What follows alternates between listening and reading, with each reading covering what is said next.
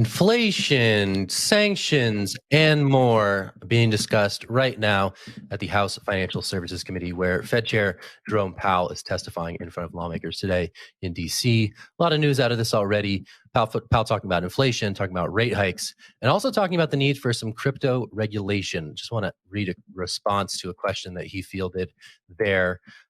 He said, we have this burgeoning industry which has many, many parts to it. And there isn't in place the kind of regulatory framework that needs to be there. It was probably no different with railroads or telephones or the internet. Ultimately, what's needed is a framework, and in particular, ways to prevent these unbacked cryptocurrencies from serving as a vehicle for terrorist financing and just general criminal behavior, tax avoidance, and the like. This was in response to a question that he faced in which he said that the war underscores the need for crypto regulations in a clear and concise manner. And it's interesting to see him unpacking some of these ideas in real time.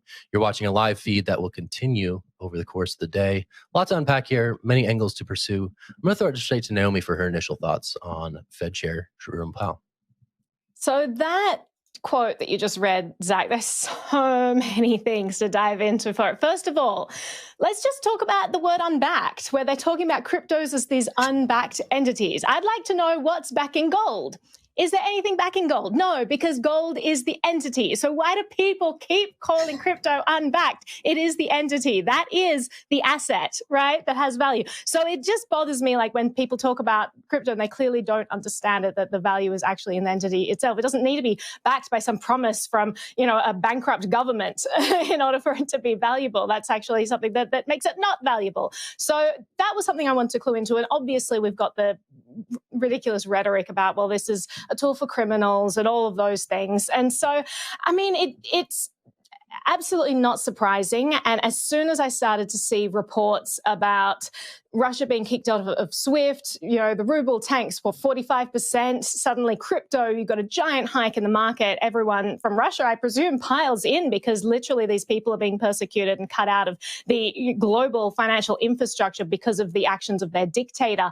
And I was like, okay, Russia's piling into this. Obviously, this is going to be an excuse for increased regulation on crypto because we can't let Russian people access crypto. I mean, not to mention that we need to make a big division between the actions of a dictator and the people. Let's not conflate the state with the citizenship of that country. But also, it's just not surprising to me that they're using this as an excuse to crack down on crypto. As they say, never let a good crisis go to waste. So just a lot going on here. Nothing is surprising. We're expecting the rate hikes. We've been expecting that for many, many months now. I think that the hikes are slightly less than we initially thought that they would be because now they've got war filling the media, and so people are less concerned about inflation. That's not in the news cycle, so they don't seem the pressing urge to clamp down there. I'm very cynical today, guys. I'm just going to throw this to Will while I sit here and just contain my cynicism.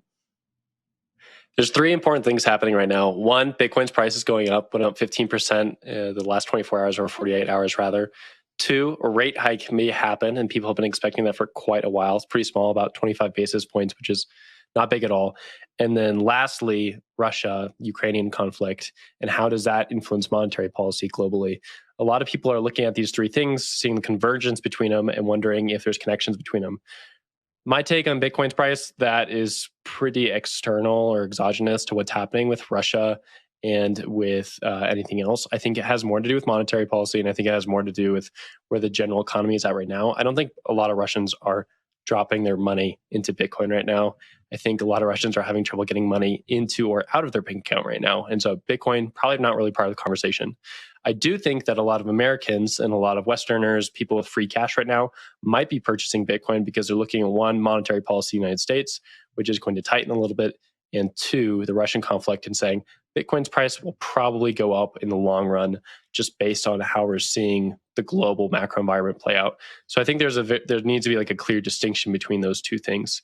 I think on the rate hike thing, just like what you said, Naomi, people have been expecting this for quite a while. So Jerome Powell's comments this morning, pretty in line with what we've been expecting for about the last 3 months. They hinted at that in December. Some Fed notes were leaked, and they said they're going to increase the basis points or the interest rate for about 0.25 basis points. That's been expected. And right now, I think with the Ukrainian-Russian conflict, there hasn't been enough of a need from this conflict to change monetary policy. Arthur Hayes, who is the founder of 100X and BitMEX before that, or I guess it's basically the same entity at this point, wrote a really nice blog post yesterday talking about 3 different situations that could happen because of monetary policy in the United States, monetary policy globally, and then the conflict between Russia and Ukraine. And his conclusion basically was, 1, the Fed will probably stick to its primary goals based on what it said in December, or 2, it will use the Russian conflict as an excuse to lower interest rates yet again and continuing printing money. And right now we're seeing option 1 play out. We could see option 2 happen if the Russia and Ukrainian conflict continues to worsen. I'll throw it over to you, Sindali. Thanks, Will. And just to kind of go off of what Naomi said, we've heard something similar from the head of the European Central Bank, Christine Lagarde, as well. She also said there's an urgent need for crypto regulations over concerns that crypto may be used to evade sanctions. And I think there are legitimate concerns, and it really just shows how much regulators underestimated the influence of crypto and underestimated how fast it would evolve. They're always behind, having to play quick catch up, and also realizing it's not easy to control something like crypto. We saw how the Ukrainian government requested crypto exchanges to block all Russian users and exchanges, and exchanges came back with like a resounding no, saying, because of course it goes against the whole point of crypto. But on the other hand, it's hard to know to what extent they are successful at blocking users in countries accessing these services. So sorry about that.